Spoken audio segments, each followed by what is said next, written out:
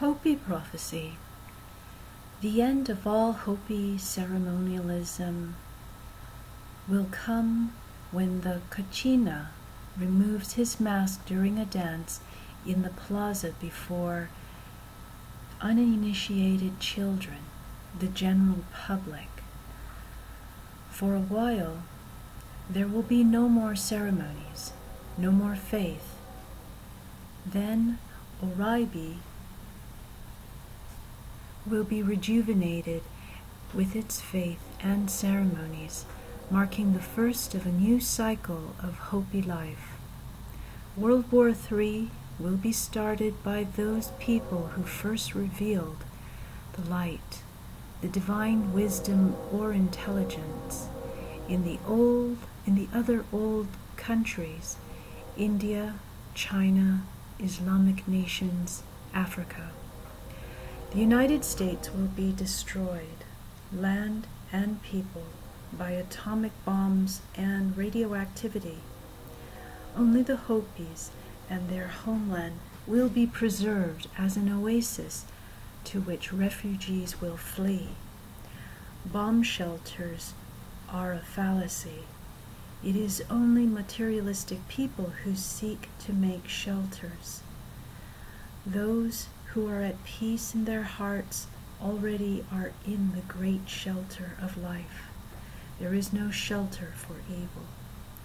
Those who take no part in making the world division by ideology are ready to resume life in another world, be they black, white, red, or yellow race. They are all one, brothers. The war will be a spiritual conflict with material matters. Material matters will be destroyed by spiritual beings who will remain to create one world and one nation under one power, that of the Creator. That time is not far off. It will come when the Zakwo Suho, Blue Star Kachina, dances in the plaza and removes his mask. He represents a blue star, far off and yet invisible, which will make its appearance soon. The time is foretold to be a song sung during the Wuwuchim ceremony. It was sung in 1914, just before World War II, just before World War I. And again in 1940, before World War II, describing the disunity, corruption, and hatred contaminating Hopi rituals, which were followed by the same evils spreading over the world. This same song was sung in 1961 during the Wuwuchim ceremony. The emergence of the future fifth world has begun. It is being made by the humble people of little nations, tribes, and racial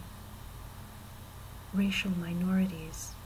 You can read this in the earth itself.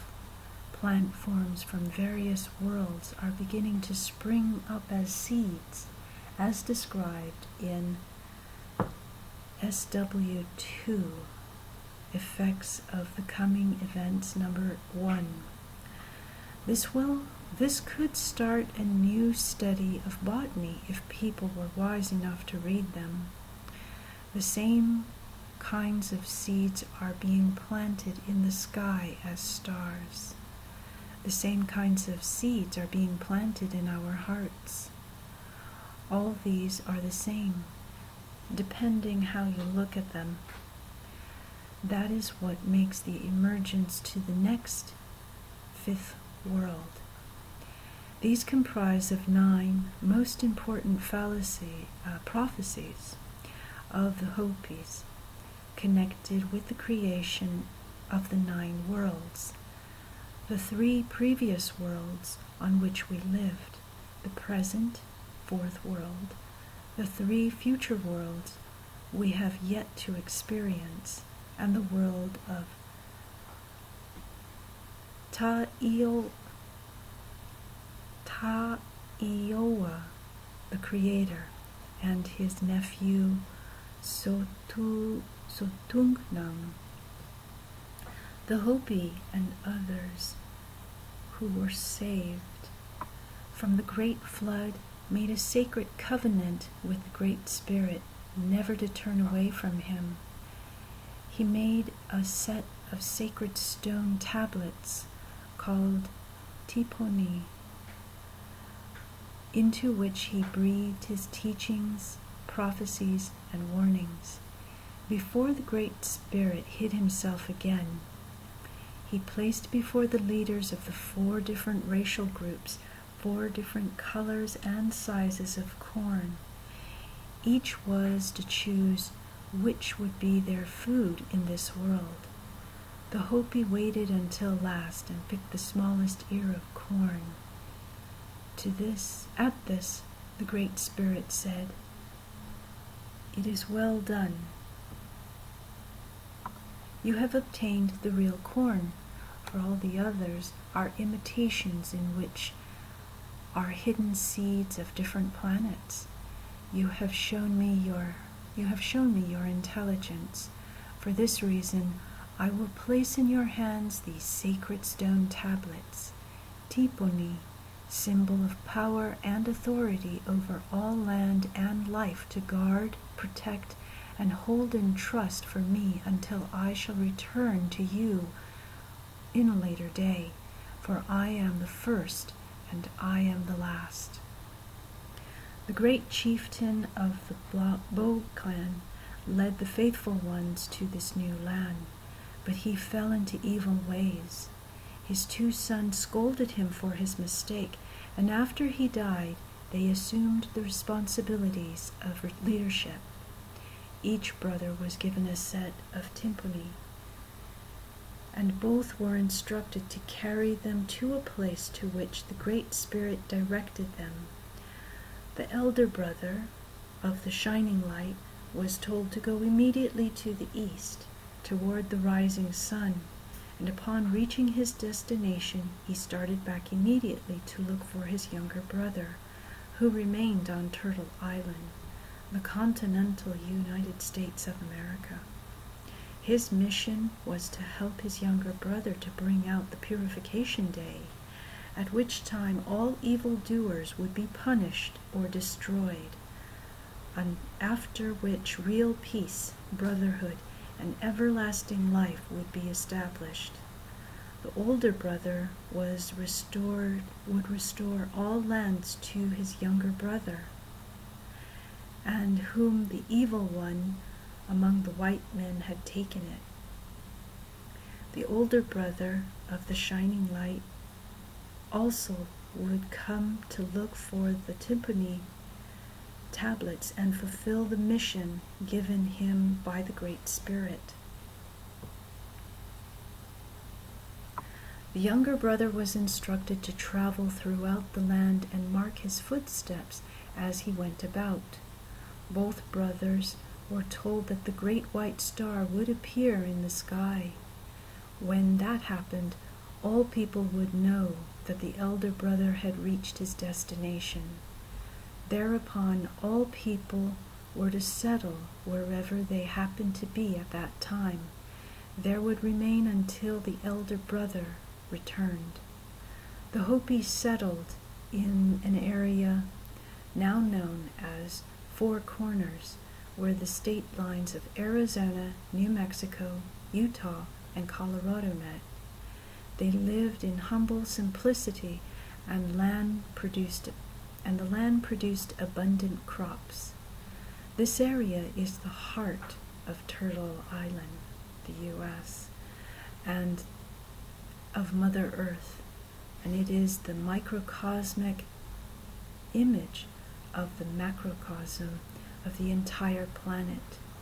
Each Hopi clan perpetuates a unique ceremony, and the ceremonies together maintain the balance of natural forces of sunlight, rain, and winds, and affirm the Hopi respect for all life and trust in the Great Spirit. The Hopi were told that after a time, white men would come and take their lands and try to lead the Hopi into evil ways. But in spite of all the pressures against them, the Hopi were told that they must hold to their ancient religion and their land, though always without violence. If they succeed, they were promised that their people and their land would be the center from which the true spirit would be reawakened. It is said that after many years the elder brother might change his color of his skin, but his hair will remain black. He will have the ability to write, and he will be the only one who can read the timpani. But when he returns to find his younger brother, the timpani will be placed side by side to show all the world that they are true brothers. Then great judgment will take place, for the elder will help the younger brother to obtain real justice for all Indian brothers who have been cruelly mistreated by the white man since he came to Turtle Island. The transformed elder brother, the true white brother, will wear a red cloak and a red cap, similar to the pattern on the back of a horned toad. He will bring no religion but his own, and will bring with him the timpani tablets. He will be all-powerful. None will be able to stand against him. He will come swiftly, and in one day gain control over this entire continent. And in one day gain control over this entire continent. It is said, if he comes from the east, the direction will not be so bad. But if he comes from the west, do not get up on your housetops to see, because he will have no mercy. The true white brother will bring with him two great, intelligent, and powerful helpers, one of whom will have the sign of a swastika, a masculine symbol of purity, and the sign of the sun.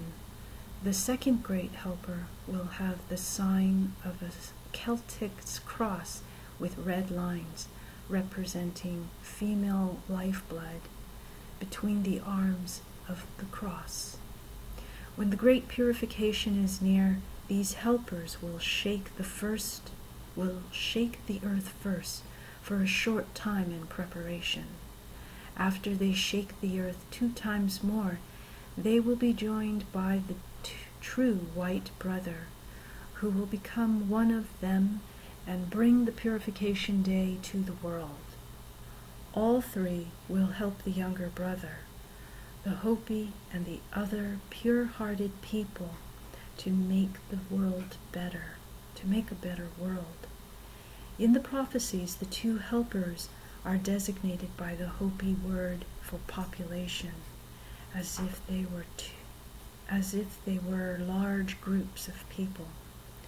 The Hopi were warned that if these 3 great beings failed, terrible evil would befall the world, and great numbers of people would be killed.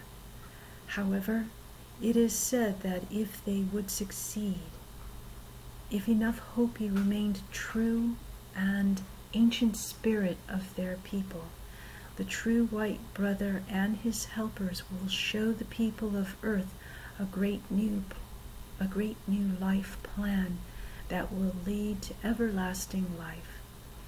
The earth will become new and beautiful again, with an abundance of food and life. Those who are saved will share everything equally. All races will intermarry and speak one tongue and be a family. Hopi prophecy states that World War III will be started by the people who first received the light: China, Palestine, India, and Africa. When the war comes, the United States will be destroyed by gourds of ashes, which will fall to the ground, boiling the rivers and burning the earth, where no grass will grow for many years, and causing a disease that no medicine can cure. This can only mean nuclear or atomic bombs. No other weapon causes such effects. Bomb shelters will be useless, for those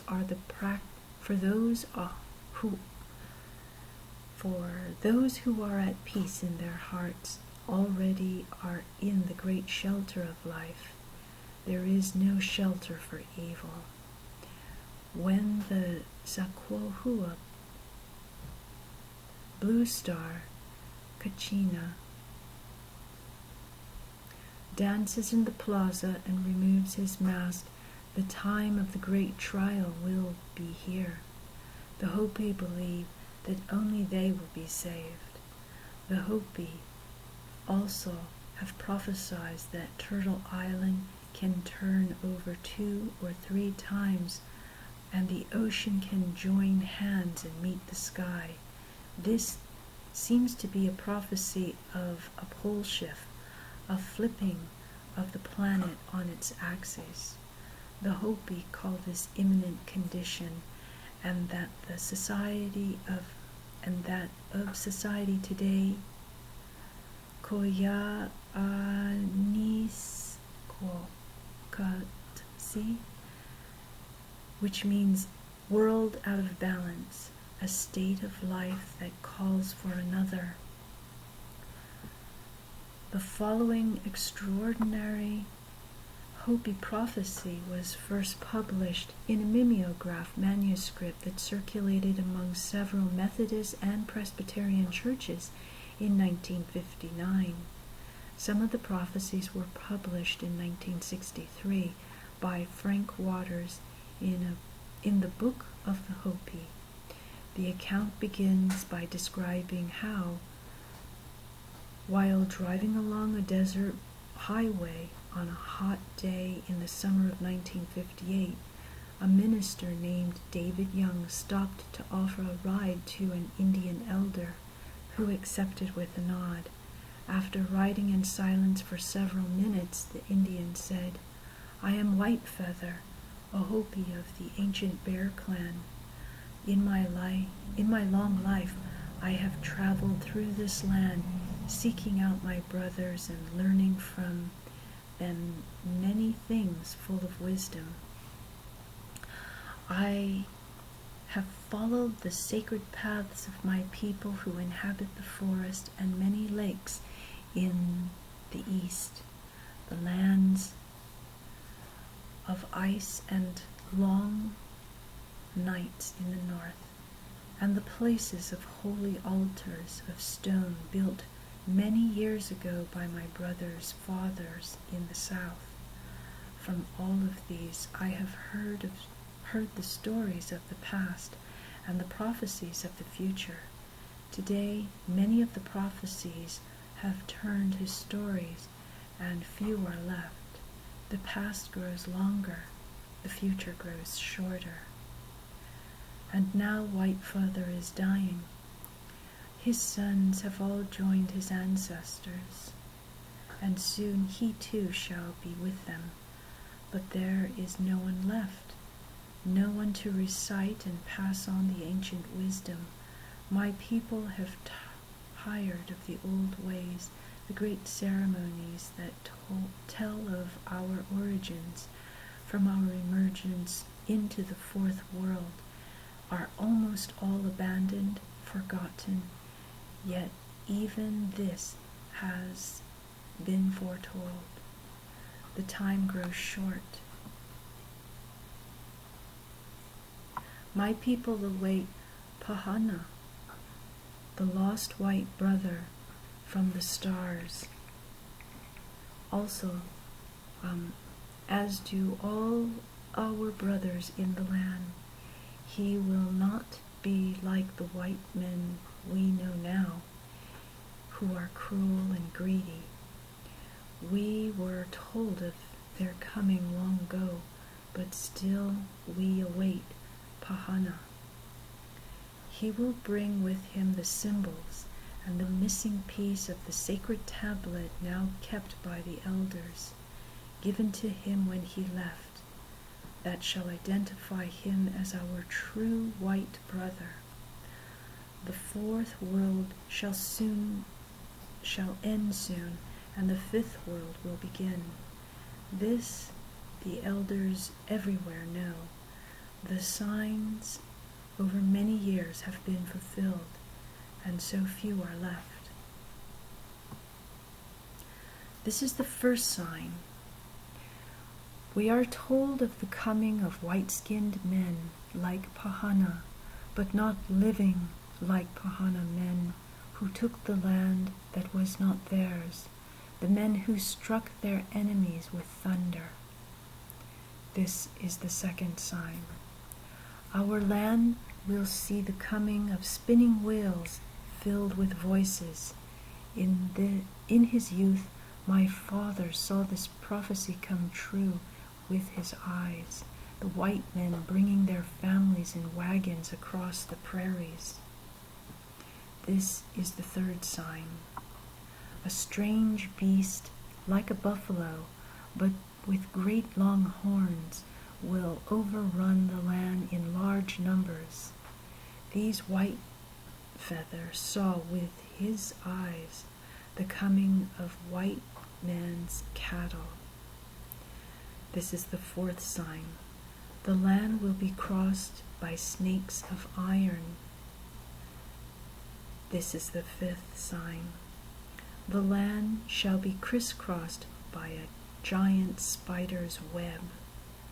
This is the sixth sign. The land shall be crisscrossed by rivers of stone that make pictures in the sun. This is the seventh sign.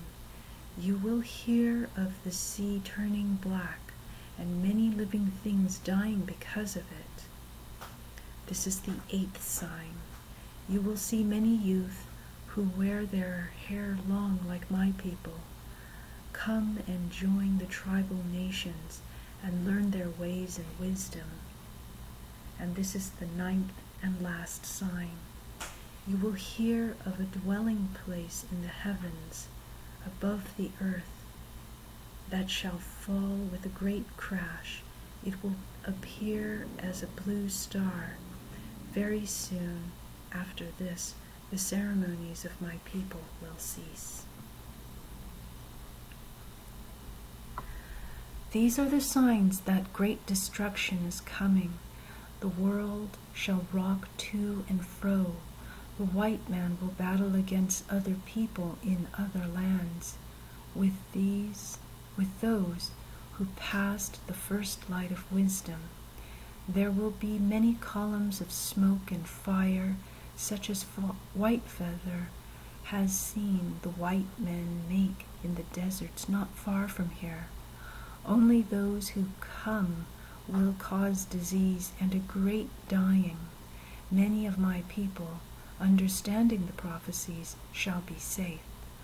Those who stay and live in the places of my people shall be safe. Then there will be much to rebuild, and soon, very soon forward, Pahana will return. He shall bring with him the dawn of the fifth world. He shall plant the seeds of his wisdom in their hearts. Even now the seeds are being planted. These shall smooth the way to the emergence into the fifth world. White Feather shall not see it. I am old and dying. You perhaps will see it in time. The old Indian fell silent. They had arrived at his destination, and Reverend David Young stepped stopped to let him out of the car. They never met again. Reverend Young died in 1976, so he did not live to see the further fulfillment of this remarkable prophecy. The signs are interpreted as following. The first sign is of guns. The second sign is of the pioneers' covered wagons.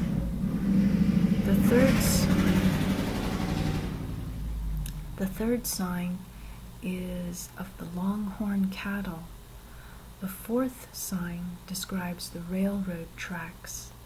The fifth sign is of the clear image of our electric power and telephone lines. The sixth sign describes concrete highways and their mirage paint-producing effects. The seventh sign foretells of oil spills in the ocean. The seventh sign clearly indicates the hippie movement of the 1960s. The ninth sign was the U.S. space station Skylab, which fell to Earth in 1979. According to Australian eyewitnesses, it turned to a burning blue. Another Hopi prophecy warns that nothing shall be brought back from the moon. Another Hopi prophecy warns that nothing should be brought back from the moon, obviously anticipating the Apollo 11 mission that returned with samples of lunar basalt. If this was done, the Hopi warned, the balance of the natural and universal laws and forces would be destroyed, resulting in earthquakes, severe changes in weather patterns, and social unrest. All these things are happening today, through the course, not necessarily because of moon rocks. The Hopi also predicted that when the heart of the Hopi land trust is dug up, great disturbances will develop in the balance of nature. For the Hopi Holy Land is a microcosmic image of the entire planet. Any violations of nature in the Four Corners region will be reflected and amplified all over the earth.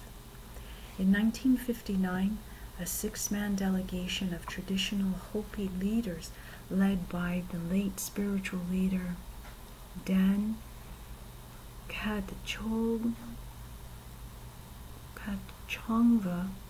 traveled to the United Nations building in New York to fulfill the sacred mission in accordance with ancient Hopi instructions.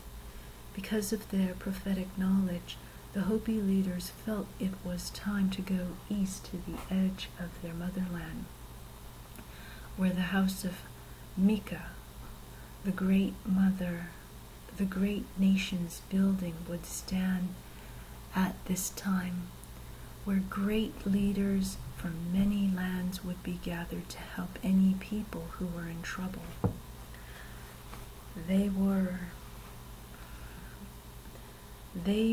to go where the motherland of the Hopi and other Indian brothers were about to be taken away from them, and their way of life was in danger of becoming completely destroyed by evil ones among the white men and by some other Indian brothers who were influenced by the white race. This is a clear and present danger.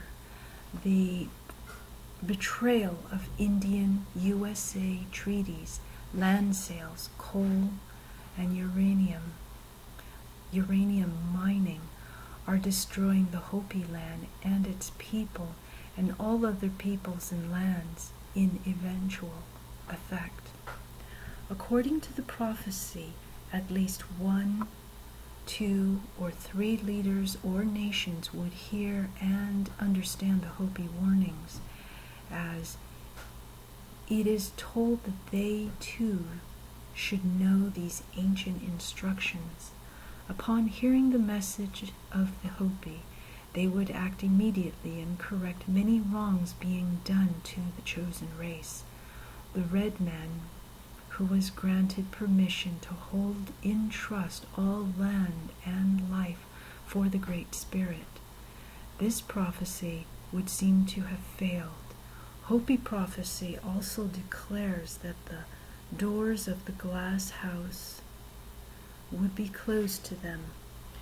This was in case at first, though they have delivered their message to the United Nations Assembly since then, when the great leaders of the glass house refuse to open the door to you when you stand before it that day.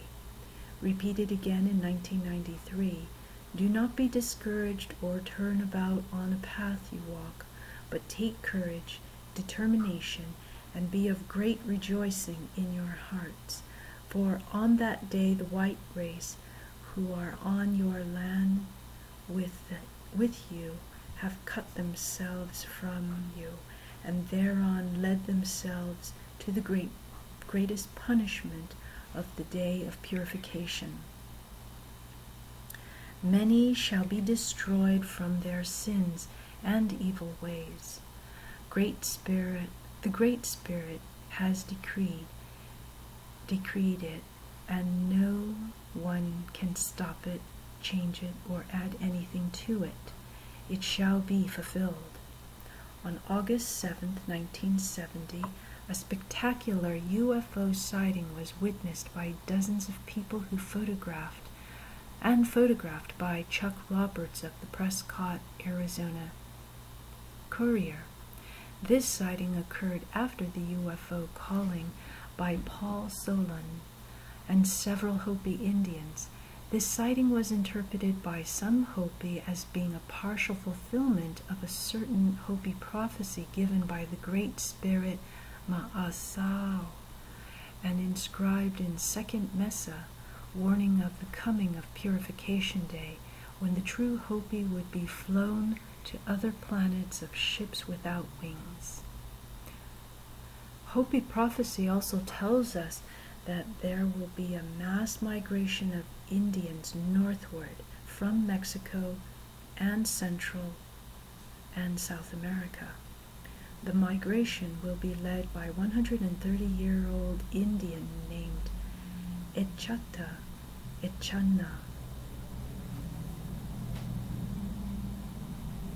The movement will come after a huge fire and explosion will herald the event of the true white brother.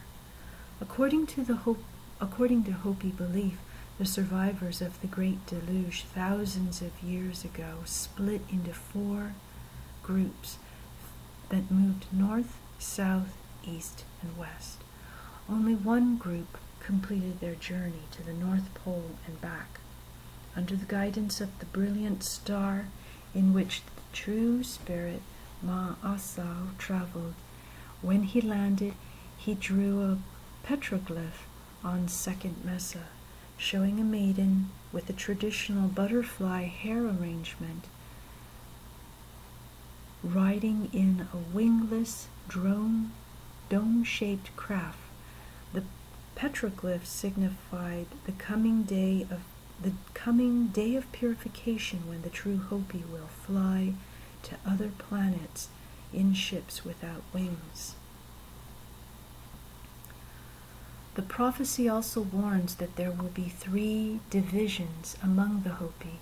The first division was in 1906 between the traditionalists and the modernists. The traditionalists were forced to leave Oribe and move to Hotevilla. The second division took place in the wake of the spectacular appearance of UFOs in August 1970. Near Oribe, Arizona, there is a petroglyph known as Prophecy Rock, which symbolizes many Hopi prophecies. Its interpretation is: the large human figure on the left is a great spirit. The bow in his left hand represents his instructions to the Hopi to lay down their weapons. The vertical line to the right of the great hope, of the great spirit of this time, is a time scale in thousands of years. The point at which the great spirit touches the line is the time of his return. The life path established by the great spirit divides into the lower narrow path of continuous life in harmony and nature, in the wide upper road of white man's scientific achievements. The bar between the paths above the cross is the coming of white man. The cross is that of Christianity. The circle below the cross represents the continuous path of life. The four small human figures on the upper right represent, on one level, the past three worlds and the present. On another level, the figures indicate that some of the Hopi will travel white man's path, having been seduced by its glamour. The two circles of the lower path of life are the great shaking of the earth. World Wars I and II, the swastika in the sun and the Celtic cross represent the two helpers of Pahana, the true white brother. The short line that returns to the straight path of life is the last chance for people to turn back to nature before the upper road disintegrates and dissipates. The small circle above the path of life, after the last chance, is the great purification, after which corn will grow in abundance again when the Great Spirit returns, and the path of life continues forever. The Hopi Shield in the long right corner symbolizes the earth and the four corners area where the Hopi have been reserved. The arms of the cross also represent the four directions in which they migrated according to the instructions of the Great Spirit. The dots represent the four colors of Hopi corn and the four racial colors of humanity. Dated December 31st, 1993. Source: Book of the Hopi by Frank Waters. Source material by Oswald Whitebeard Fredericks. Copyright 1963 by Frank Waters. Library of Congress catalog information published by Ballantine Books Incorporated. This is a paperback edition, page 408. Additional information. Source: American Prophecy by Mobis Rex, copyrighted 1987, Rex Research, P.O. Box 1258, Berkeley, California, 94701.